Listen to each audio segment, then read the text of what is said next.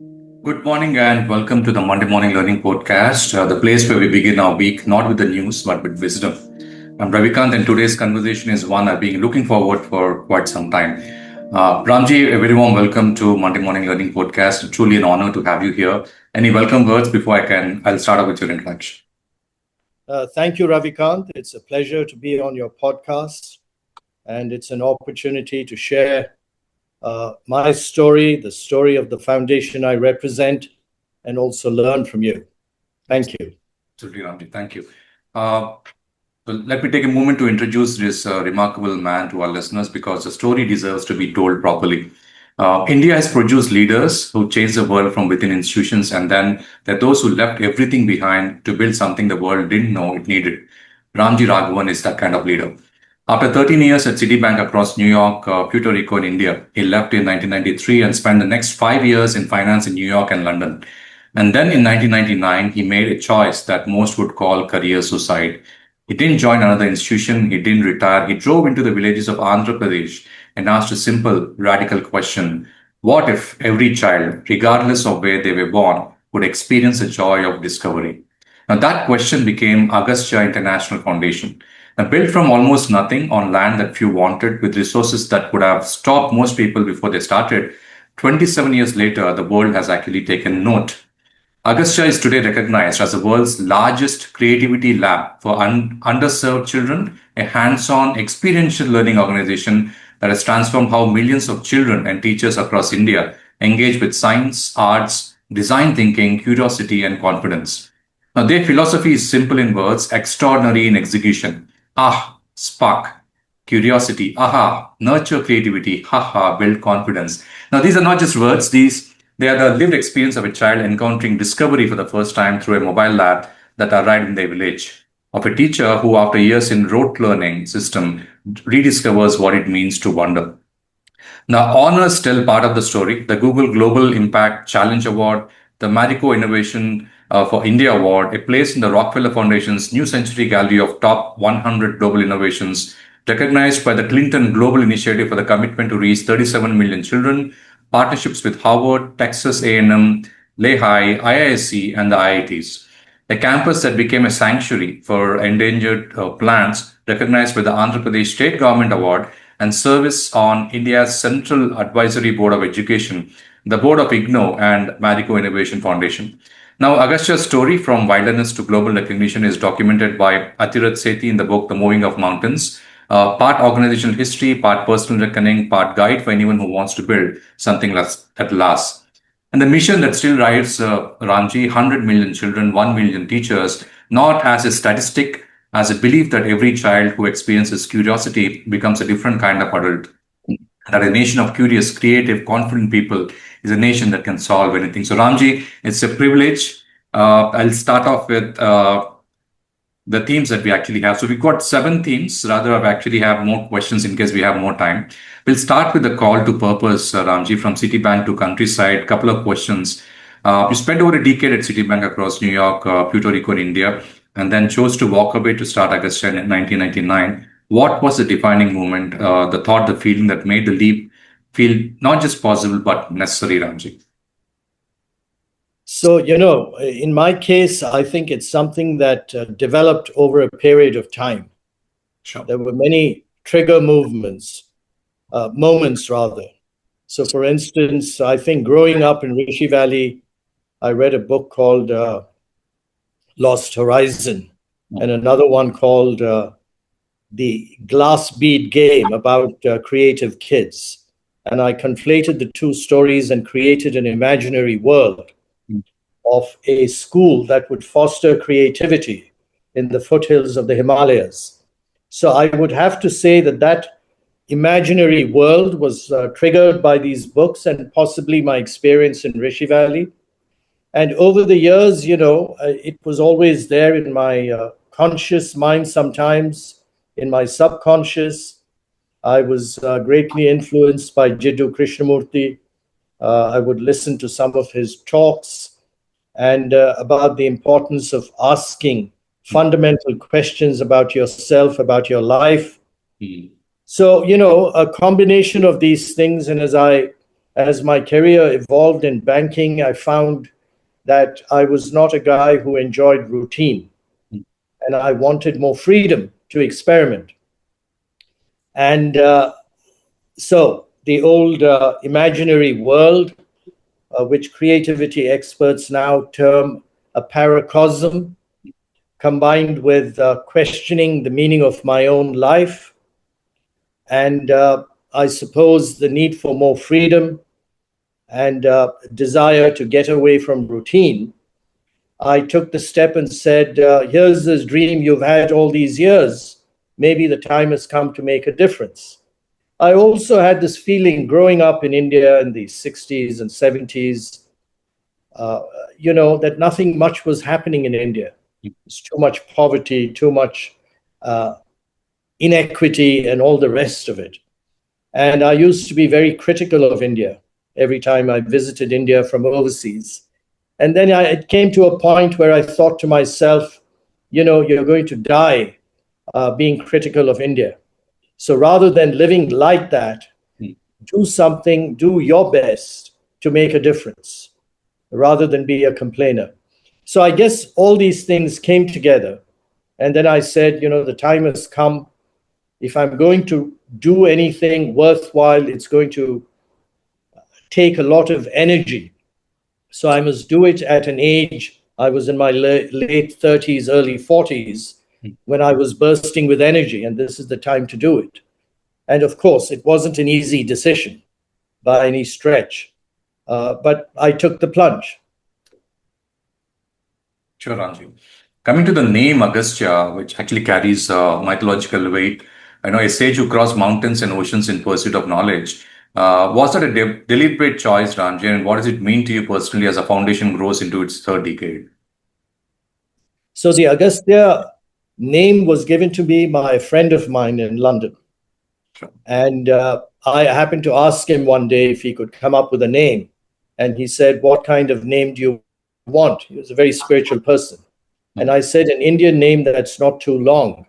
So he closed his eyes and then opened them and said, Agastya. I said, okay, that sounds great. Was he a Maharishi? And he said, yes, but don't worry about all that. Just go ahead and do your thing. And of course, he did warn me. He said, remember, whether the foundation fails or succeeds, never think it was because of you. You're only an instrument, okay? And your definition of success or failure might be very different from Agastya's definition of success or failure. So remember that, don't get too carried away and go for it. So the name means a lot. I read more about the Maharishi who stood for spreading knowledge, integrating North and South India, creativity. He authored Tamil grammar and the Siddha school of medicine. He was supposed to be very friendly to the, parts of society that were not part of the mainstream. And also in our famous Hindu texts, he represents gathering victory from the jaws of defeat in the Ramayana. So I find all of these things very inspiring. And one goes about doing one's work every day, but from time to time, I ask myself the question, am I being true to the legacy of the name? Is the foundation being true? And we can't claim we are always, true to that, but we try our best. But it's certainly very inspiring and motivating. Yeah, I think flowing to the next one, Ramji, when you look back at who you were before Agastya and who you are now, what's the most surprising thing that this journey has changed about you? Well, in many ways, I'm more today what I was before I embarked on a very competitive career. Okay, going through those maybe 15, 20 years of working in different organizations around the world and competing, I probably suppressed a lot of my inner feelings. I became less sensitive, more competitive, more comparative, and all of that than I used to be. Yeah. Perhaps most of us go through that kind of transition. So Agastya gave me freedom to be more like perhaps what I was in a more natural state, which is I became less concerned about competition and comparison, more interested in the kind of work I was doing, and more connected to society. I was leading a pretty insular life as a banker, and Agastya made me connect to various streams of society. And that was a big change. It affected me. So I became more, I think, interesting as a person and also more interested as a person.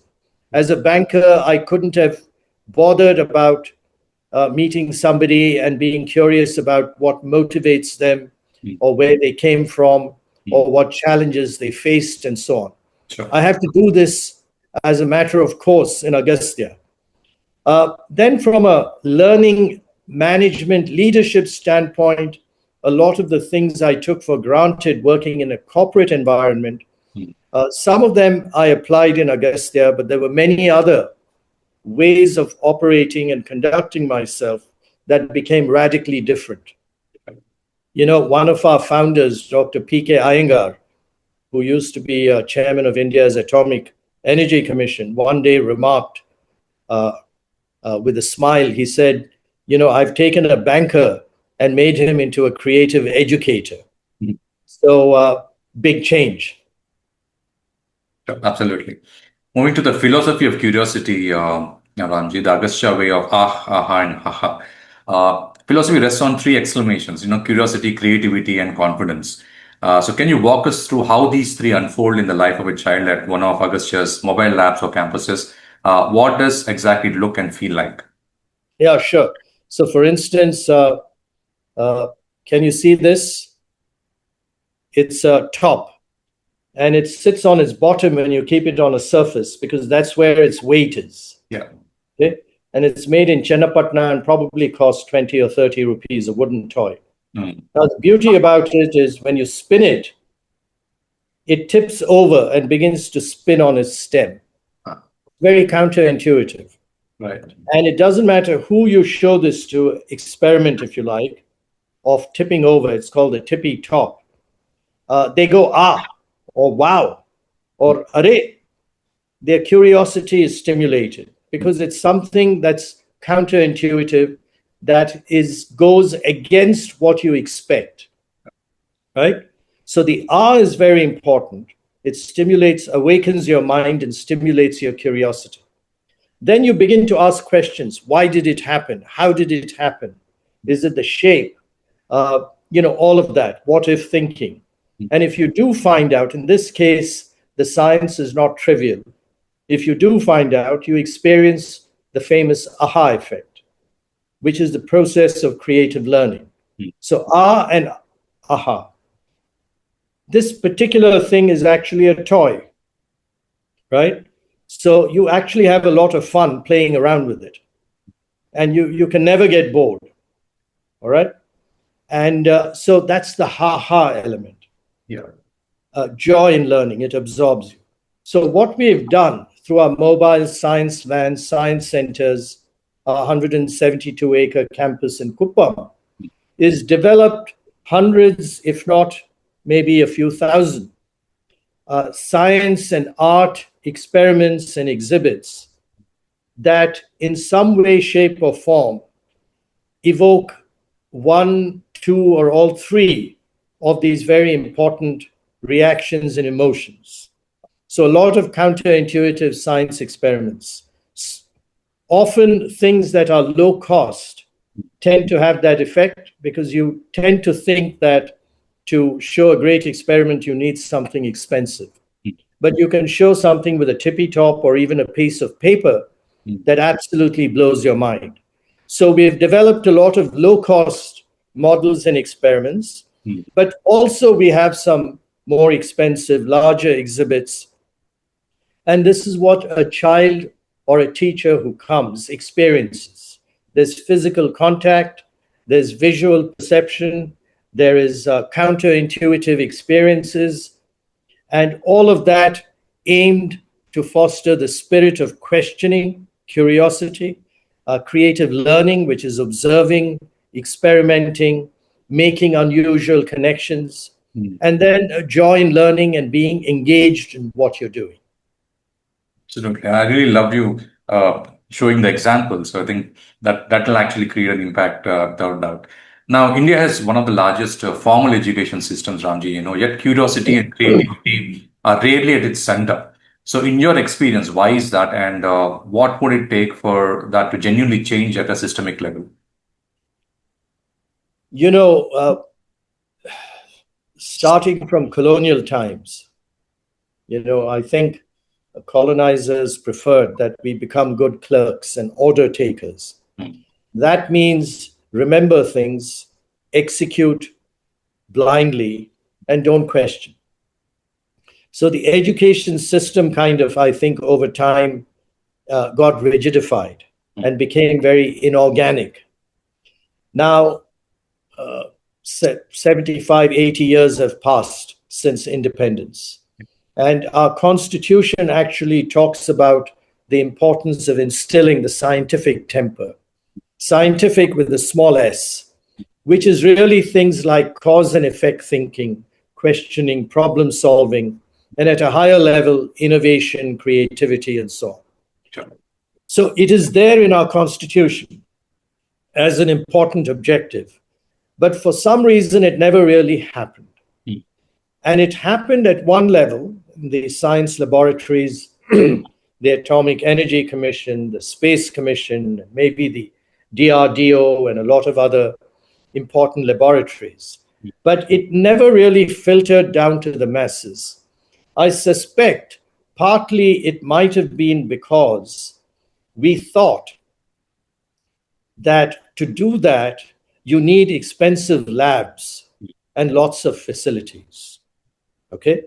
Kind of a macro way of thinking.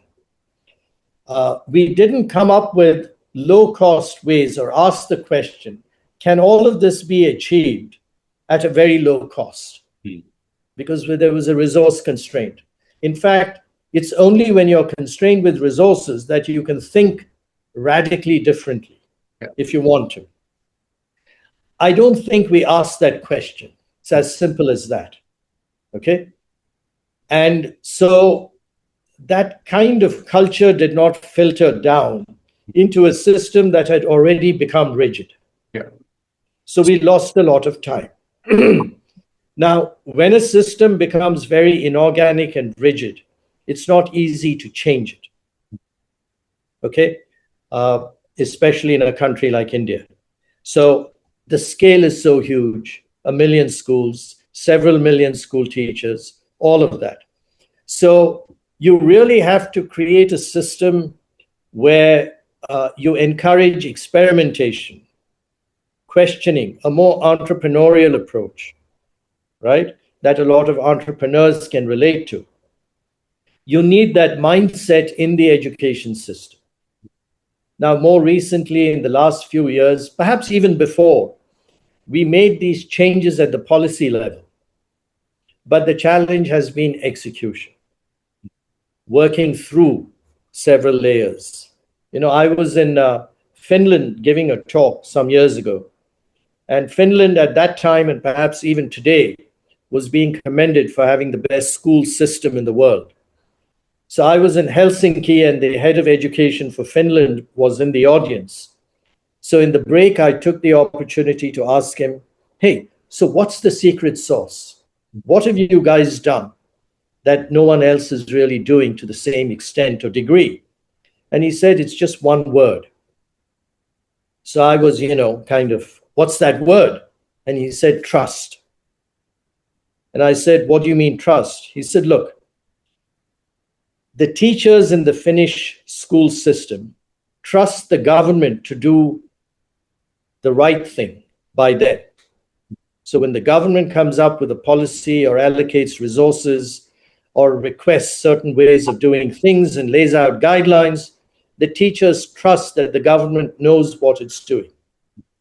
Equally, the government trusts the teachers that if we have all these enlightened policies, you guys are likely to implement them with integrity and with devotion, right? So you end up creating a high trust society.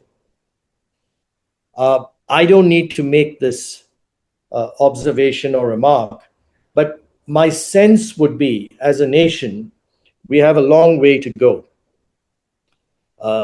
in terms of building trust at every level of society. And if we can achieve that over time, and it's not a simple thing, because it's a kind of holistic approach to society's evolution and development, then I think you're going to see benefits flow across the education system and many other systems. And I'm not saying we haven't evolved in that direction. There are many positive things we have done over the years, right? We did set up the IITs, the IIMs. They've become world class, and they are making a difference, perhaps in Silicon Valley, but also to a large extent now in India. We have created, startup capitals in places like Bangalore and Hyderabad. So lots of positive things going on. When I started Agastya, hardly anyone spoke about curiosity and creativity. Now today, you see a lot of hoardings when you drive into a city like Hyderabad or Bangalore, schools advertising that we foster curiosity, creativity, and so on. Now, whether they're actually doing it, to what extent they're doing it, we can debate. But the fact is, the discourse is moving in that direction. So that is a positive thing. Sure, Ramji. Moving to the next one, Ramji, the philosophy of curiosity. Or let's also look at building against the odds. The book has a chapter called The Blessings of Scarcity, which is a striking frame. How did working with almost nothing in the early years shape Agastya's culture and its models of innovation in ways that abundance might never have?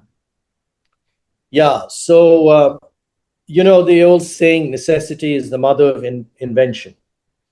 So in Agastya's case, what was built up, what we had an abundance of, was high quality thinking. Okay? So in that sense, and that's a very, very rare resource, we were very strong. And to some extent, that was because I didn't have much to do in the early days of Agastya, having quit my job. And so I would go around meeting a lot of people with a notepad and a pen, interviewing them like you're doing. I would go around to try and understand what they felt were the most important challenges that a country like India faced and what solutions they had in mind. And these discussions led to a lot of new ideas and potential innovations that I was raring to try out.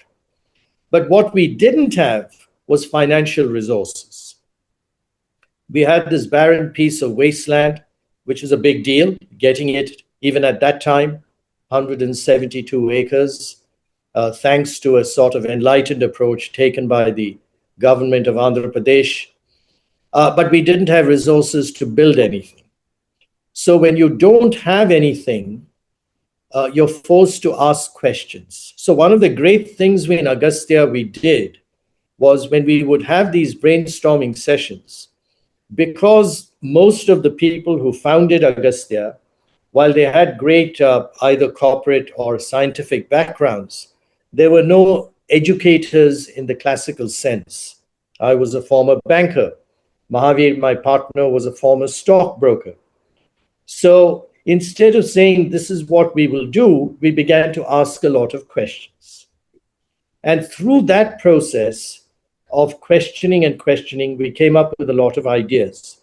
So when we got hit, I got hit with a brick wall. There's no money to build the institution I wanted to build on the campus. I asked the question, if we don't have money to build buildings to attract children, what can we do to engage with children? And we brainstormed the idea of, let's take education to the villages. How do we do that? We said, how about a mobile science van? And then we put together this thing, and then it turned out it was actually quite revolutionary. The Times of India wrote about it. And we said, hey, we've stumbled into something out of desperation. So maybe we try and build this up a little bit. And it didn't cost as much as building a building. Similarly, we had a problem. We used to run these village science fairs, and the idea was to train teachers to teach experiments to visiting kids, except we ran out of teachers and we didn't know what to do because we were expecting thousands of children. And another desperate moment, in this case, a couple of girls came up to us, 14-year-olds, and said, "You don't have teachers. How about you train us and our friends, and we will teach the experiments?" Now, for me, that was like really? Never thought of that. Let's give it a try. And that led to a very transformative program called the Young Instructor Leader Program, a peer-to-peer learning. So these are examples of battlefield innovations.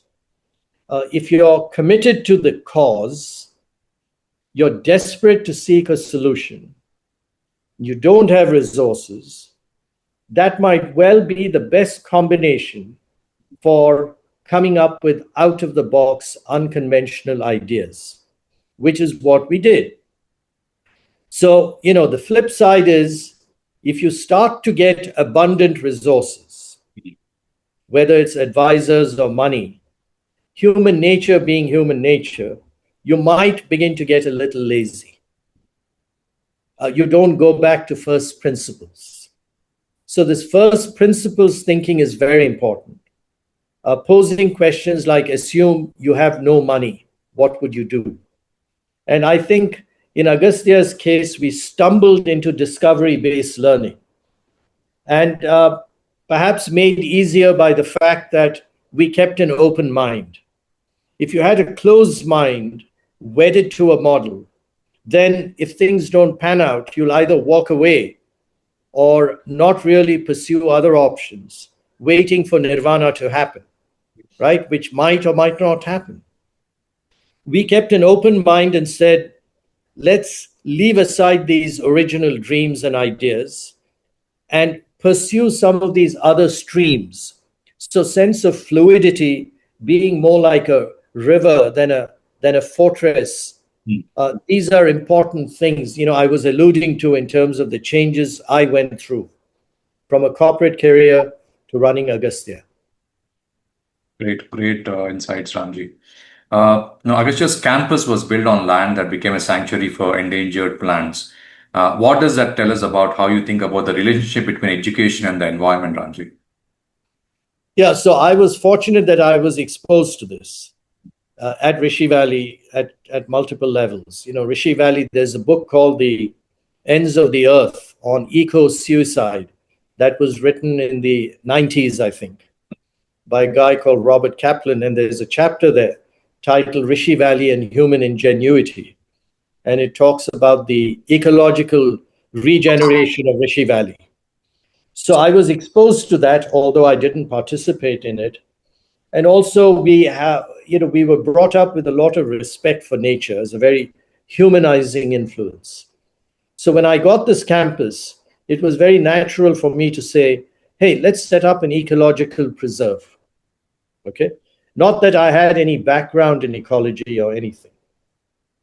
And so then, I met a few ecologists and environmentalists. They came and saw the soil and they said, we think we can transform it. And I said, go for it, but I can't pay you any money for it. And they said, no problem, we just want to transform this land. That is the sort of satisfaction for the soul we'll get.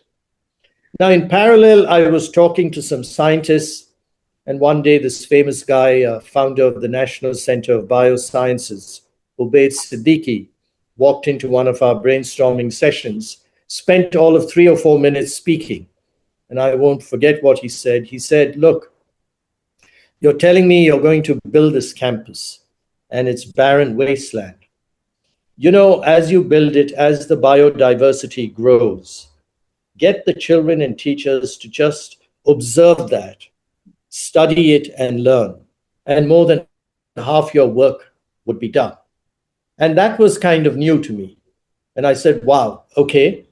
And Dr. Iyengar also once told me, he said, nature is the world's greatest laboratory.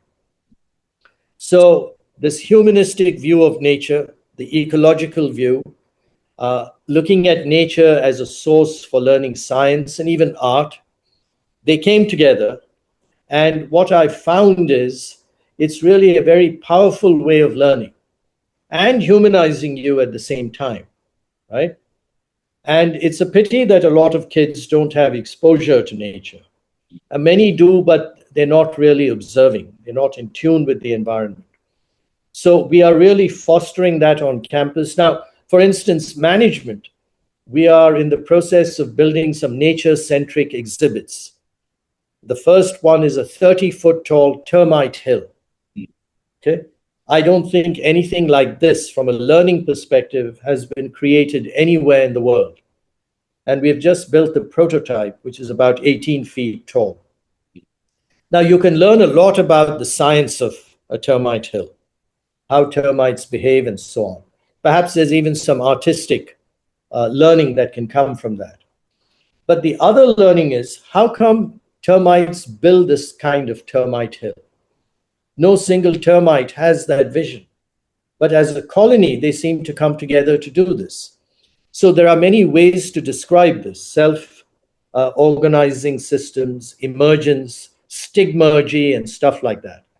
Now, those ideas and concepts, if you reflect on, you can even apply to building your organization. So one of my dreams is, can Agastya Foundation be built going forward more like how termites build a termite hill? There are things we can't do as human beings, but there are other things, ideas we can borrow.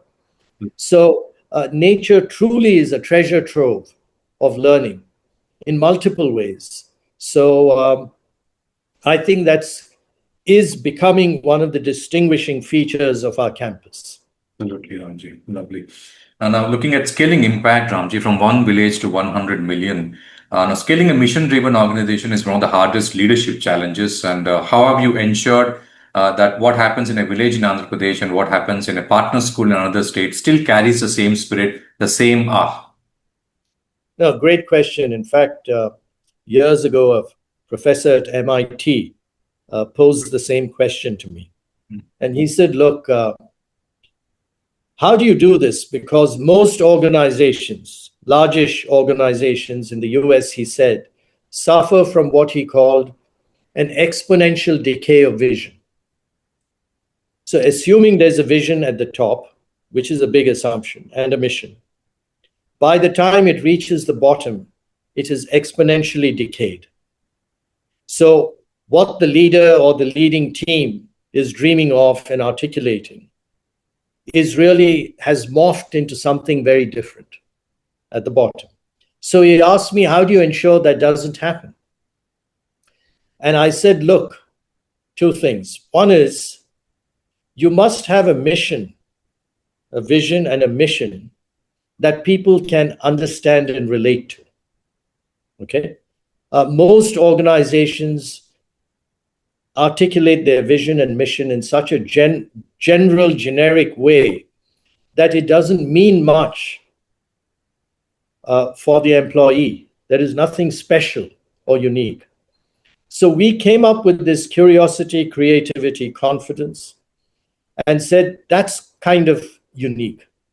Okay? We're not talking about education, we're talking about curiosity, creativity, and confidence. And then I came up with this, not that I invented the terms aha, ha, ha. I probably read about them somewhere, but I conflated that with our mission. So I told him, got to have a mission that is unique or different and meaningful. Two, it has to be simple to understand. So aha, ha, ha reaches you both here and here. Curiosity, creativity, confidence may or may not reach your heart. Okay? But aha, ha, ha does. So simplicity of the mission. The next point is, how do you get it down, therefore, to the bottom? There's this famous story I'd like to use as an example. When Kennedy had declared that the US was going to put a man on the moon before the end of the 60s, The whole of America was in a flurry of activity, and NASA was just, people working around the clock. He happened to visit NASA, and as he was leaving, he saw a janitor carrying a broom. So he went up to the janitor and said, "Hi, I'm Jack Kennedy. What are you doing working so late?"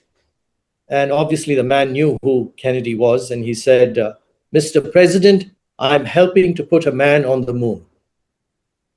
Now, the janitor believed that his work was also helping to achieve NASA and America's mission, right? So the key challenge for any leadership in any organization is, can the person at the bottom of the pyramid in your organization articulate your mission in a way, perhaps not exactly as you've articulated it, but basically that person has internalized the mission and can connect his or her work to your mission. It's like this cleaning lady in our campus. One day I said, "Let's try out the JFK test." And I didn't even speak her language. So I called the campus head and said, "Ask her what she does." And she said, "I clean the science experiments in the lab." I said, "Very good. Why do you do that?" Now, she could very easily have said, "What's the matter with you? You pay me a salary. I have to take care of my family. That's why I do it." She said, "I do it because if I keep the experiments clean, the teachers can teach better and the children can learn better." Now, that was enough. It was an aha, ha, ha moment for me, right? She had internalized it. Now, if you can build an organization, and it's a continuous process, then it's possible to make sure that what is being communicated in the last mile of Agastya's mission and vision in the classroom is actually happening to a large extent. Nothing is perfect. We can improve. So that is very important, right? Now, in terms of scaling, there are a couple of things. One is, in any field of endeavor, there's the micro and the macro. You could be splitting the atom, or you could be exploring space, for example. Both of them cost a ton of money. It's not easy for a nation to get into that field because you need a lot of people, smart people, Hadrian Collider in Switzerland and so on, billions of dollars, micro and macro. But there is a third layer called the meso. Growing up in India, we refer to the meso as appropriate technology. Low-cost technology that is appropriate for your context, right? Agastya is a meso player. Now, the advantage of meso is if your ideas are powerful enough, the ha, ha, ha kind of interactions, using relatively low-cost techniques, you can achieve massive scale at very low cost and have high impact. You create what we call pinprick moments, right? So you can play with this tippy top, for instance, for an hour or two. And if you pursue it, you will learn more from this than from a year or two of lectures in the classroom. Absolutely. So if you can scale this interaction, which is possible at the meso level, you might be having far more impact with your limited punctuated interactions with a child than years of schooling gives to that child. So these are the secrets of scaling. The concept has to be scalable. And then, of course, there's execution. Mission is part of it. The other stuff is training, hiring people locally who speak the local language, hiring not so much for formal qualifications, more for their character and their attitude. Somebody once asked me, "What do you look for? What degree do you look for in your teacher hires?" We call them ignators. And I said, "I look for the BEE degree." And it's not Bachelor of Electrical Engineering, which is an important degree, or Environment and Ecology. It's Bachelor of Energy and Enthusiasm. So these are some of the things we've experimented with, we practice to ensure that when we scale in that classroom in Sikkim, the quality of learning is as good, if not better, than what we are providing in our Kuppam, Andhra Pradesh campus. Ram, you're not in the questionnaire, but I was very interested to ask this question. You're very inspiring when you articulate. So I was thinking that a lot of these founders, entrepreneurs, who have a lot of ideas, but they're not able to articulate. So how does, a solid communication play a significant role in the evolution of an entrepreneur, according to you, Ramji? I think it's important. I read somewhere that Warren Buffett said that one of the most important, or one of the top three qualities for anyone who wants to succeed in their field is public speaking, communication. So, it's like anything. If you want to be good at something, you must want to do it. Now, initially, there will be issues. You speak, you're not articulate. You try in front of an audience and it doesn't go down very well. Then you go back and you do an analysis of why. Now, of course, there's AI, but pre-AI, there were a lot of tricks to how to become a great public speaker. Now, you might not become the greatest or a great public speaker, but on a scale of 10, if you're at 0.5 or 1 or 2, you could certainly move up to a 4 or 5, and that's a big jump. So there are lots of tricks in how you communicate an idea, how you tell a story, what are the different variations. Then, of course, practice enunciation, pronunciation in your own language. It may not be in English. You hear some people speak in Hindi or Telugu and it sounds beautiful because they articulate it in such a way. So for that, you have to listen, you have to observe. There are tons of YouTube videos that show you great speakers. And you look at them and you can learn. So there's incredible opportunity to improve your communication and public speaking skills. But you have to put some time and effort behind it. And you shouldn't assume this is, quote, a God-given gift. There are some people who might have some innate talent, but even a lot of it is through practice. So take opportunity to practice public speaking in different forums. That's very important. Sure, Ramji. Now, coming back to the skilling impact, the Clinton Global Initiative, Google, the Rockefeller Foundation, Harvard, IISc, and IIT, Agastya has attracted extraordinary partners. So what has been your philosophy in building these alliances? What do you look for in a partner that goes beyond just funding or brand recognition, Ramji? Right. So outside of these sort of non-funding partners, we are very hungry for ideas.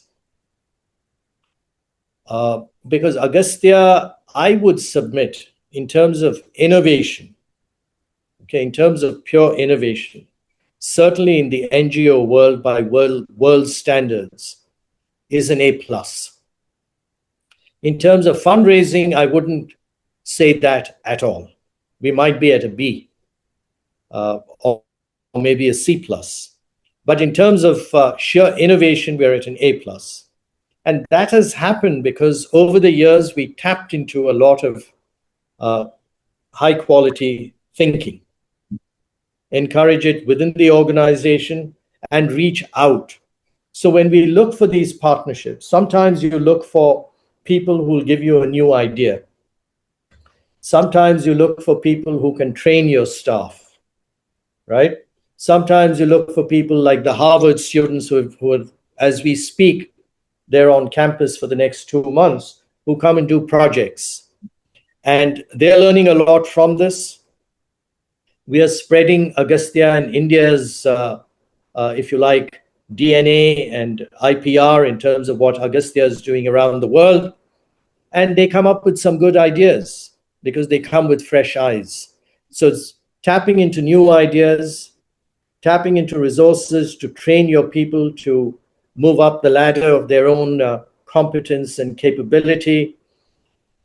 We have this Gifted Children program for kids from across India, and we partner with IISc and IIT, Kanpur and Madras, because we don't have all the resources. So that's the other thing. You have to leverage the resources of the system. You can't say, I will create everything myself, because you can't afford it and it'll take too long. So what resources of the system can you leverage to achieve your mission? So that's what we look for. The other thing we look for is opportunities through these institutions to spread Agastya's name, right? So you get invited to give a talk at Harvard or Stanford or MIT. It adds a bit of cachet to Agastya's name. People begin to talk, and that is important. Recently, we had a very interesting engagement at Stanford.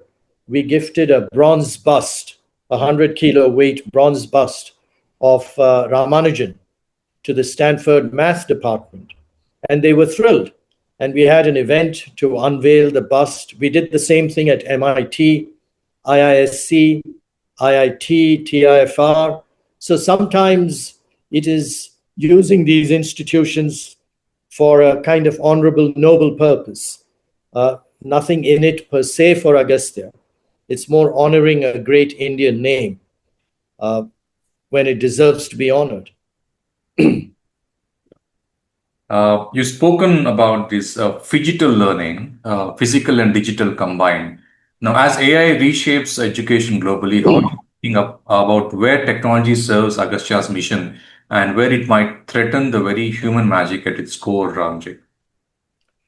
So, this is a question that no one can sensibly predict and answer because things are evolving so rapidly. The focus on digital and phygital for Agastya happened during COVID because we're a very in-person, physical, experiential organization. All that came to a standstill, and we said, can we transform this into an opportunity? And we said, there's digital, but we need to connect it to physical. So we came up with phygital, and that was a great result from that crisis, COVID. Now with AI, we even queried AI, is Agastya's mission still relevant in the looming AI world? And the answer was, at this point in time, not just relevant, but perhaps even more relevant in many ways. One is for you to use AI effectively to enhance your productivity and your prospects, you need to know how to question. You have to be curious, right? You have to challenge AI. That requires you to think creatively and immerse yourself and learning how to ask questions. Because garbage in, garbage out. If the quality of your questions is weak, then the quality of answers is going to reflect that. So learning to question is going to become even more important. Now, as AI evolves, there are different predictions. One line of thought says there'll be an even higher premium on creativity, okay? Because a lot of the stuff that the human was doing, AI will take care of. So you need to move up the ladder of creativity. Maybe, the way I'm using AI, for instance, for the termite hill. We built it, or we're building it with very little in-house expertise. In fact, there's very little expertise around the world because very few people have done it in this way. We had to tap into a lot of humans. We used AI to come up with people we need to reach out to. We used AI to suggest some ideas. We used AI to come up with some images of how this hill might look, what if kind thinking. So the core idea, the motivation, creativity is at the human level, but AI is enhancing it very substantially.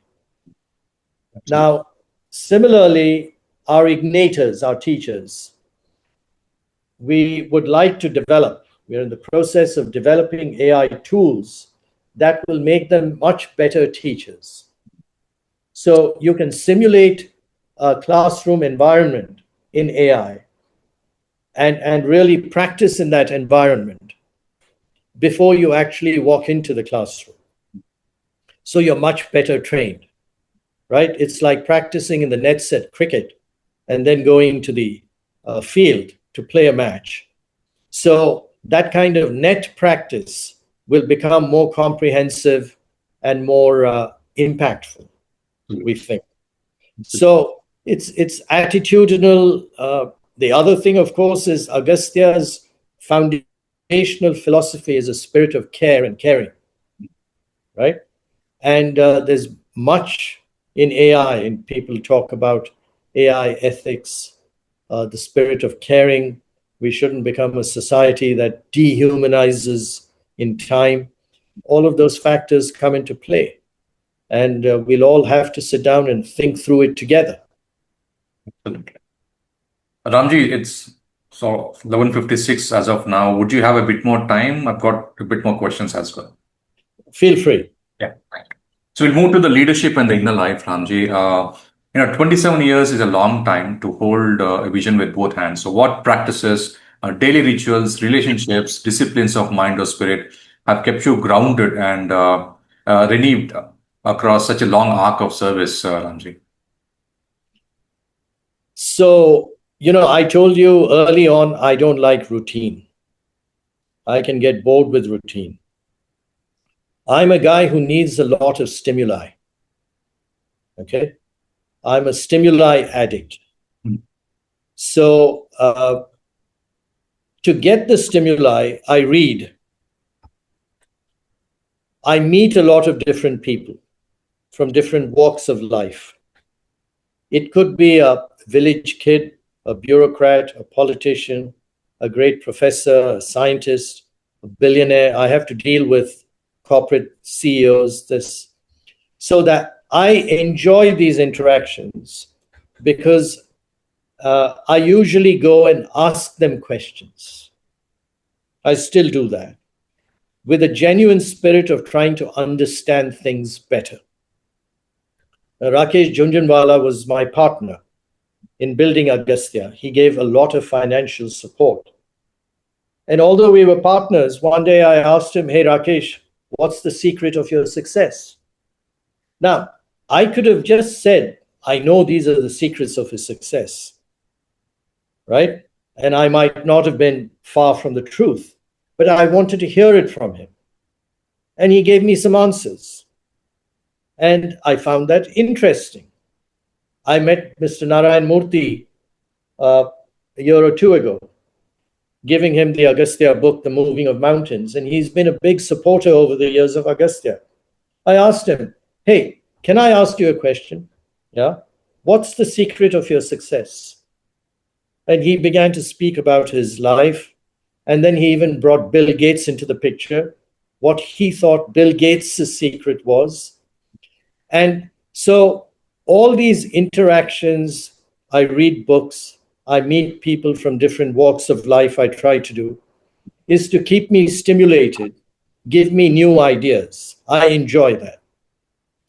Now, fortunately, Agastya is a kind of education change management platform. Therefore, the opportunity to experiment with new ideas is phenomenal. So, Agastya, for me, we have a vision, mission, all that, is a playground.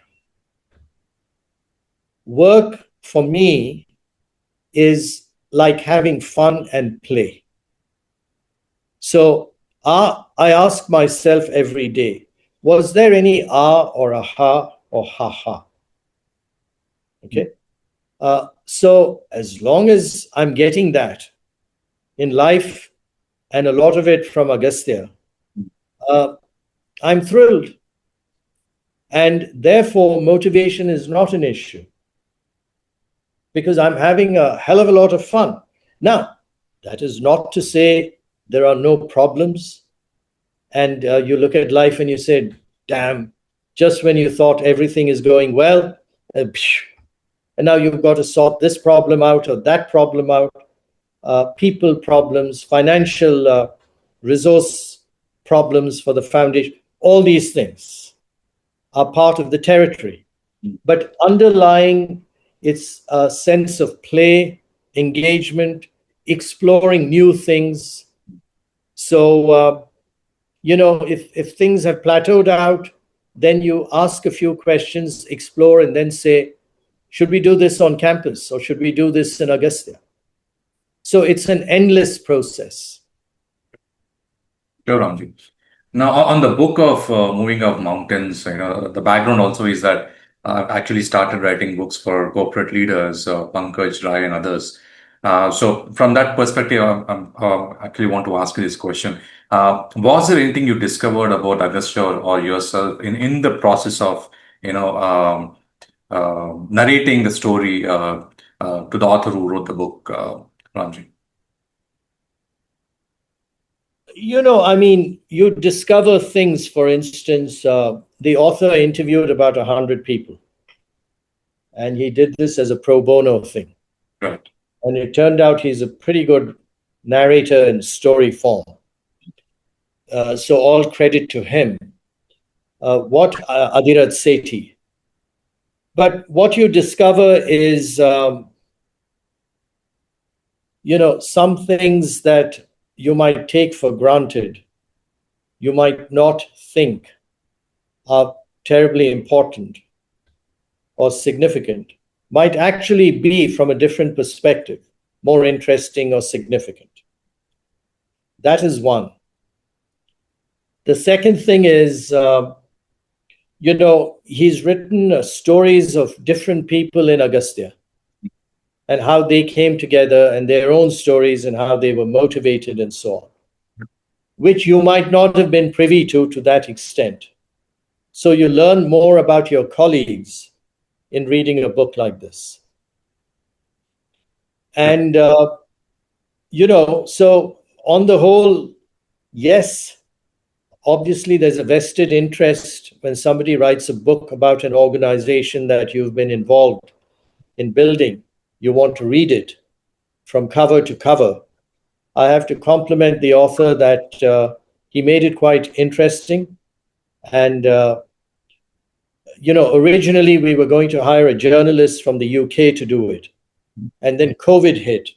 So we canceled that. And then one of the board members recommended Adirat, who's also a board member, who has written fiction books. So I went to Adirat and said, would you like to write this book? And he said, let me think about it. And he came back and said, yes. And I said, how much are you going to charge for it? And he said, forget it. Don't worry about that. And I said, look, interview as many people as you can and put down whatever you get, what you find interesting. And I think he did a great job. It's so really the idea behind the book, Ravikant, was in 2014, we had a book out called The Wisdom of Agastya. It's more of a coffee table book. And the idea was, look, in India, we don't tend to document stories as much as they do in other parts of the world.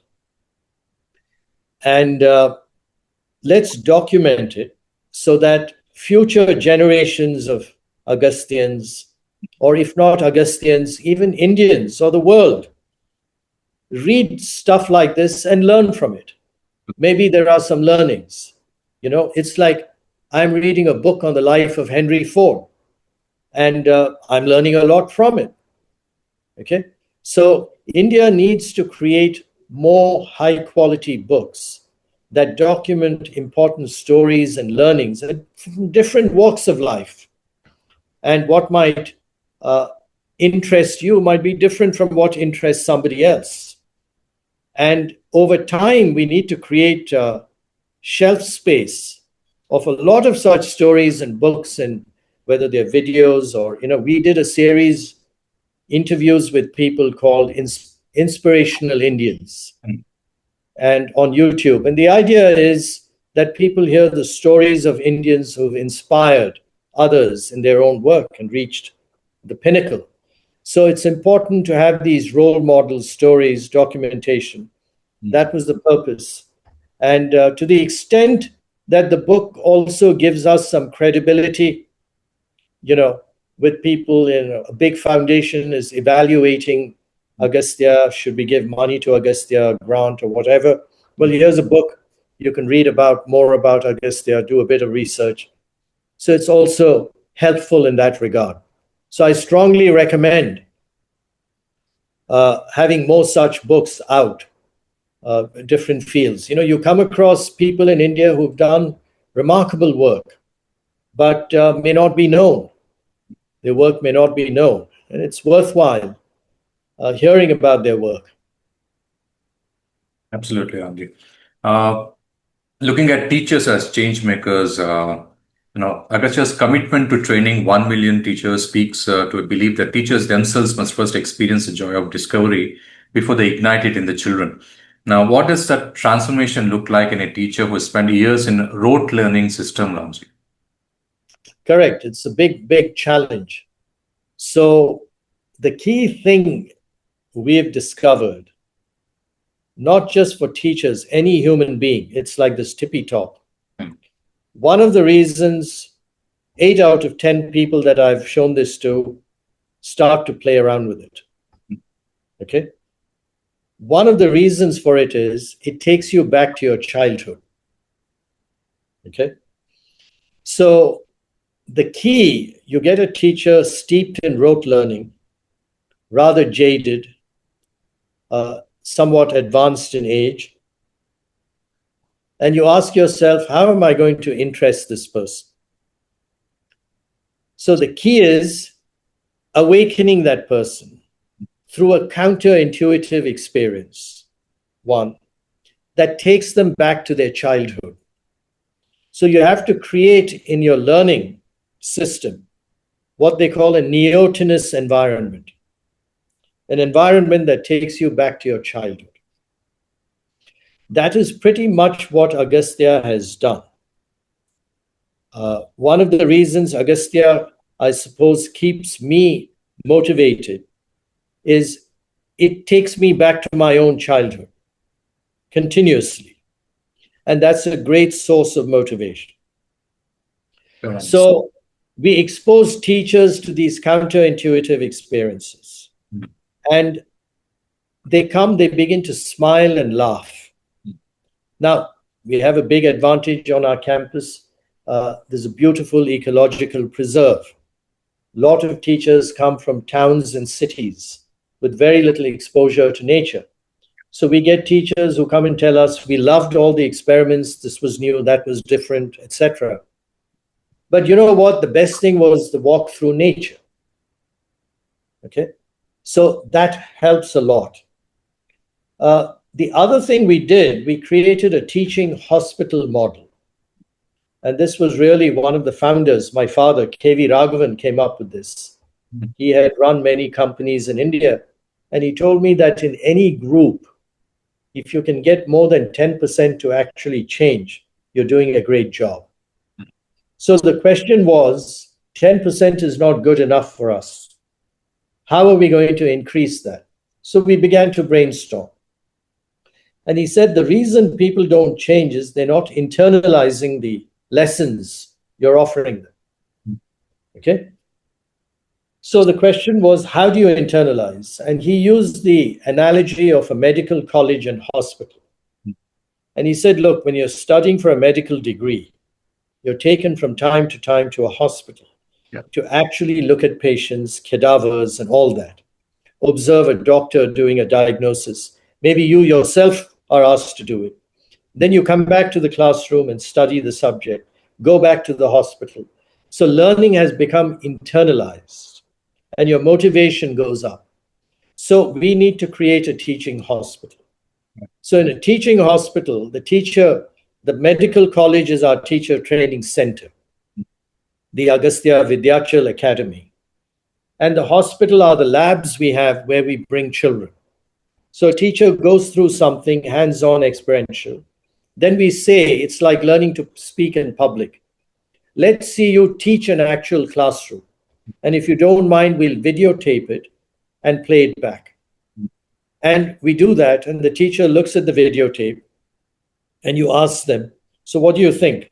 And the teacher says, I'm repeating my mistakes. Those children in the back are still not engaged. So why is that? You learned that it's important to make eye contact. Why aren't you making it? But the learning now is much deeper and more internalized. And when you do that in an environment that takes you back to your childhood, it's a very, very big positive. So I think that is really the secret sauce for raising the hit ratio from 10% to maybe 40, 50, or 60%. Great. Well, a lot of these professors, associate professors, I'm actually doing a separate series on VSC Se Kya Hoga. So a lot of people have shown a lot of interest. So I think what you just said would be very insightful for them, Ramji. Now, in your experience, who is the teacher who surprised you most? Someone who you least expected to transform and yet did. What did that teach you about human potential, Ramji? See, basically what I've learned is inciting moments are very important. Okay. And it's like this. One day, to test this hypothesis of the pinprick moment or the ha ha ha moment, I was on a commission chaired by Professor C.N.R. Rao, Bharat Ratna. And in the break, I decided to test this idea with him. I asked him, Professor Rao, did you experience any transformative moments in your life? One or two or three or what? And one of the other committee members was a famous aerospace scientist called Roddam Narasimha. And Rao looked at Roddam and said, Roddam, you remember when we were in school together? They were in a school in Bangalore or somewhere. It's a kind of humble school, nothing elite. One day, C.V. Raman came to speak. And Rao and Roddam were about 12 years old. And C.V. Raman spoke passionately about color, the physics of color and all of that. And Rao was listening, and Rao said, I was listening to the man, but I didn't understand a single word of what he said. Didn't understand a thing. Way above my head. So after Raman finished his lecture, he looked at the principal and said, if any of your students are interested in visiting my institute in Bangalore, please bring them along. So a few weeks later, the principal took a bunch of kids, and Rao was part of that group. They went to the Raman Institute. And this time, Raman spoke about crystals and crystallography, full of passion. And Rao said, unfortunately, again, everything went above my head. I didn't understand a word of what the man was saying. But suddenly it struck me that I'd like to be like him. Okay? He said, that thought changed my life. So the message for a lot of people is, think back to your own life to see if there was an inciting moment. If there was not, then be open to this as you progress in life. And see if you can create such inciting moments for people, right? I remember I went after this exchange with C.N.R. Rao. A year or two later, I visited a school in Chennai where we were teaching mathematics to the kids. And I spoke to a whole bunch of girls, not about math, because I'm not a math guy, but in general. And I walked out and a girl kind of ran behind me and said, can I take a picture with you? And she was a young girl and an older guy, and she must have thought I'm quite important, like any child would think. So I said, sure. And then she looked up at me and said, sir, I'd like to be like you. Mm-hmm. And that was my aha moment as a C.N.R. Rao. Now, I'm no C.N.R. Rao, okay? I'm nowhere near that. But for her, an older person, and she was motivated by something I said, I told myself she's gone through a transformation. So we see examples like this. I remember interacting with a bunch of teachers from Maharashtra. Tell me the pluses, the minuses of the exposure you've had on campus and so on. The ecology, the experiments, all these things came out. One teacher said, look, the epiphany for me said, I've been teaching for 30 years in Maharashtra, in government school. I came to the conclusion that most of these kids are dumb. Now I come here and I see children from identical backgrounds. And they're not dumb. Actually, they're very intelligent. They're turned on. So the learning for me is, holy Christmas, I've spent the last 30 years not knowing how to engage the children. It's not that the children are dumb. It's that I wasn't doing something right. And that's the learning for me. So I'll never forget that. For him, that was the learning. So what do you do right? Okay, maybe it's the hands-on, experiential, all the other stuff. But that was a big epiphany for him, right? So we get stories like that. Recently I had an engagement on campus with about 900 headmasters from schools in Andhra Pradesh. And they would ask some very interesting questions, and they had different takeaways. You know what one of them said? The most important learning here is, I've observed the way you people serve food provided by Akshay Patra to the children. It's completely different from the way we do it in our school. Right. And I've learned now how to do it. Okay. Another headmaster looks at me and says, I've noticed that a lot of buildings on your campus are curved. What's the reason for that? I hadn't actually thought about that. And then I said, well, I suspect it's because some of the buildings are inspired by animals, shapes. And so they're curved, like the dung beetle auditorium or the rock lizard innovation hub. That's the thing. And he kind of smiled. And then I said, hold it. I think there is another message here. I think the reason they're curved is maybe they're communicating to us that life is not a straight line. It's a winding path. It's a curve. And whenever I look at these buildings now, thank you for bringing up that question. I'm going to tell myself that is one of the very important messages that comes out of these buildings. 100. So, these are the kinds of amazing things you experience.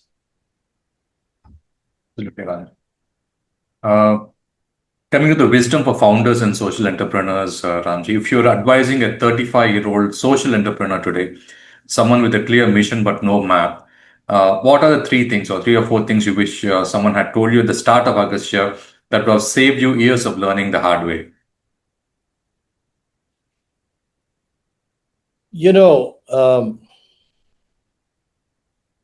So if they already have a clear mission, okay, this whole thing about a gap in the market and a market in the gap. Ask yourself, is there a gap in the market that you're filling? Or a looming gap that you're going to fill? So a gap in the market. And is there a market in the gap? That there may be a gap, but it may be of not much significance. So that is one thing you must test your mission against. Assuming that is there,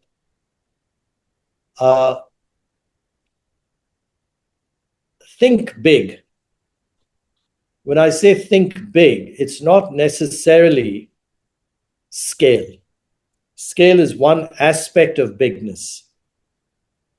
It might be in terms of thinking of a level of quality that no one has ever achieved.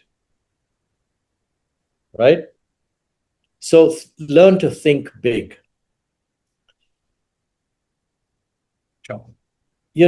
And follow. So don't go by a linear path. Don't be wedded to a linear path. It's like the curved building.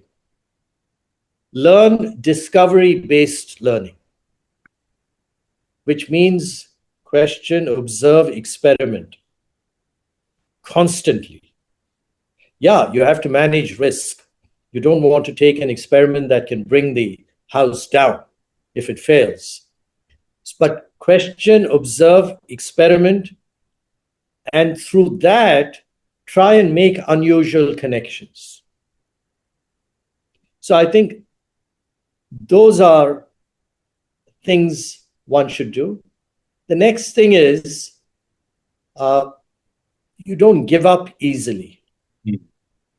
You have to persevere. It takes a long time for an elephant to be born. So patience, staying in the game over a period of time is very important. And personally, to sustain all this, you have to ask yourself, is there any aha for me in doing this? If there isn't, then you won't have the fuel to sustain your endeavor. You'll get bored and you'll walk away.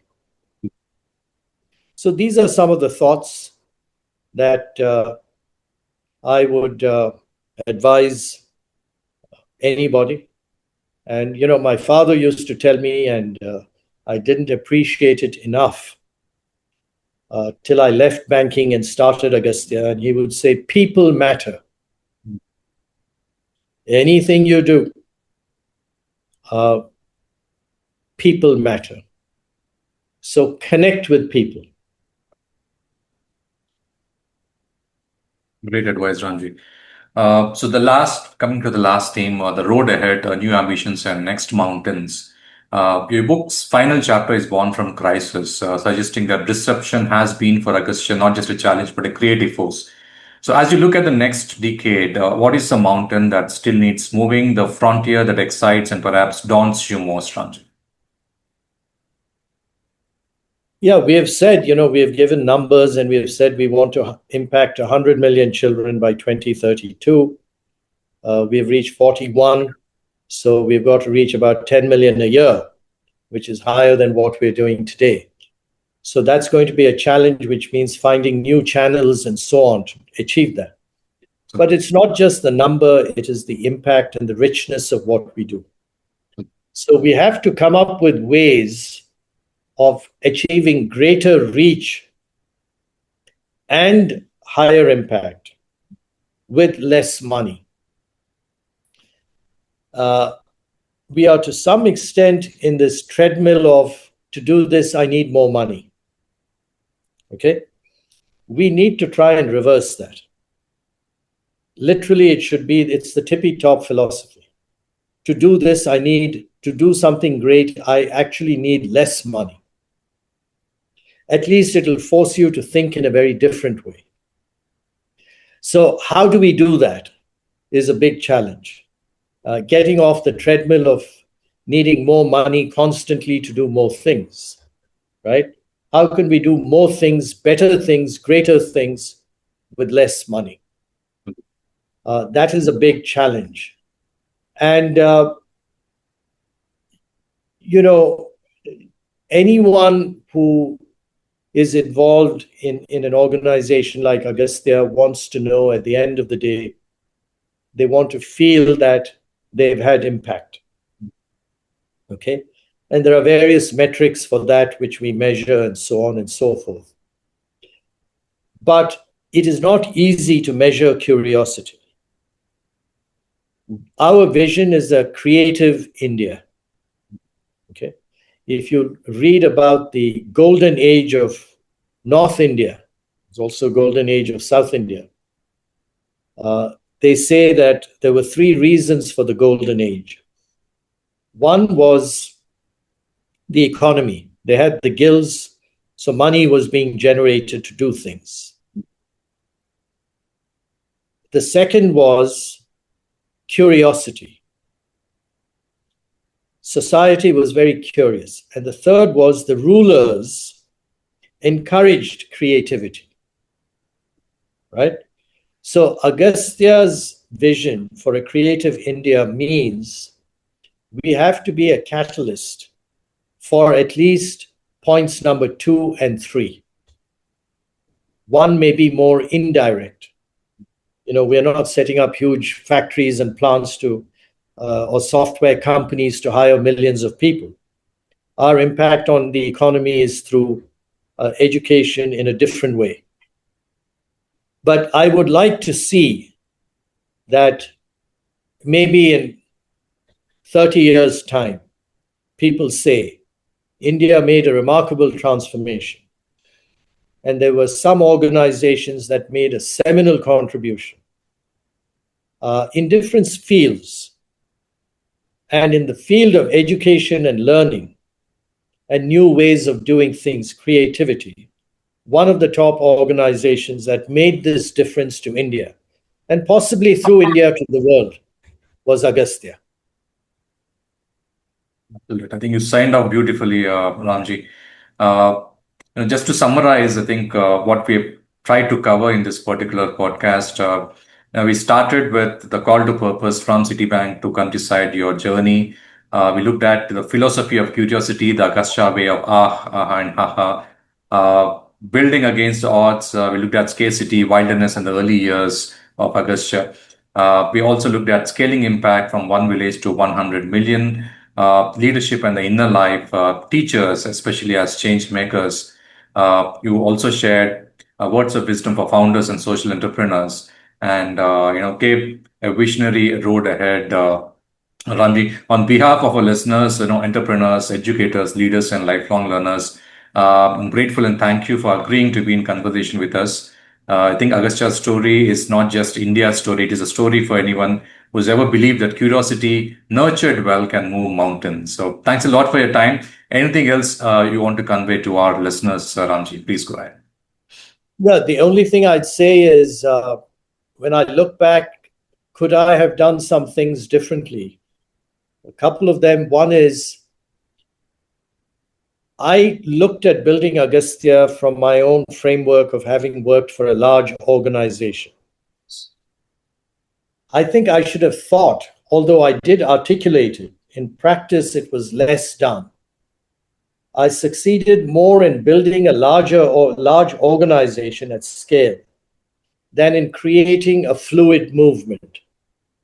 So early on, I should have asked more questions about what is the nature of a fluid movement and what do we need to do early on to kind of bring that into.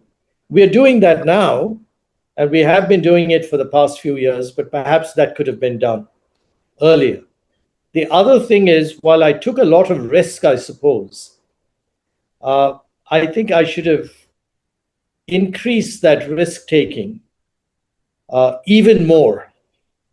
So, for instance, getting that land at that time with virtually no resources. A lot of people congratulated me and said, that's a big deal. And now you have to build, great achievement. I should have doubled down and said, let me go and see if I can get similar pieces of land across India, and not worried about how I was going to build on them. We'll worry about that later. Let's just get that real estate. That would have required even more effort and perhaps risk-taking, which, with the benefit of hindsight, one can always say, but maybe I should have done that. So another message to a new social entrepreneur is ask yourself what level of risk-taking I'm prepared to do, and what is an extreme form of risk-taking in this endeavor. What is an optimal form, and what should I really perhaps attempt? Absolutely. It's been quite inspiring. It's kind of a one-to-one for me with you, Ramji. I'm pretty sure the listeners are going to enjoy and learn a lot from the insights which you shared. Any suggestions in terms of what these kind of podcasts can actually impact the society? If you can suggest a Monday Morning Learning podcast team, either now or later on, Whom should I be targeting? Yeah. No, I think you're doing a great job. Your questions are very incisive and penetrating. The big question in this day and age, a lot of people don't want to watch long interviews. They don't read books. But whether you like it or not, unless you're willing to do that, you won't get deep value and insights. Okay. So I watch long interviews from interesting people and insightful people. But from your perspective, if you want to get more viewers and so on, I don't know. Maybe you have to chop up the interview into bite-sized segments, which probably you're already doing. In terms of interviewing people, I don't know if you're interviewing some great sports achievers. The learnings from that. Artists, people engaged in very unconventional pursuits. But also people who may not be doing something very creative, but doing things, replicating things at a scale that is having huge impact. So interview some scientists, and the interesting thing would be for you to then knit together some of these interviews and create another show that borrows from a scientist, from a social entrepreneur, from a business entrepreneur, from an artist, and creates new connective tissue in terms of insights. Because you have the raw data, the videos, bring them together, both in terms of making unusual connections and in a visual sense, bringing these different interviews into play. So for instance, let's say you interviewed a sports person. This new interview of yours, besides having the sports person, a separate one, says, we're going to talk about the importance of creativity. And you put a sports person speaking about creativity, how they apply it. And after 2 minutes, you show a scientist talking about creativity. And then say, okay, what were the similarities and differences in how these people approach it? I would find that personally fascinating. Now with AI, probably you can do those sorts of things more easily. So I would find that very fascinating to make unexpected connections from different people's ideas. So if you can do that, I think that would be great. No, Ramji, we'll take that very seriously. I think we spent almost 90 minutes today with us. Really grateful for that, Ramji. I'll be in touch, and thanks to Narayan for introducing you, and thanks to you for actually accepting it. So I'll come up with another topic and then pull you again for another podcast if you agree. But thanks a lot for your time today, Ramji. Sure. No, you're doing a great job, and I can see the commitment and sincerity. And the key is to get more and more people to watch your podcasts so that they can better themselves. That's the whole idea. That's the whole idea. So keep up the great work. And yes, Narayan was instrumental in making the connection. He's been a great friend of Agastya since its inception. So thank you, Ravikant. Wish you all the best. When I'm next in Hyderabad, I'll be certain to come and see you. Definitely, Ramji. Thank you so much. Sure. Take care.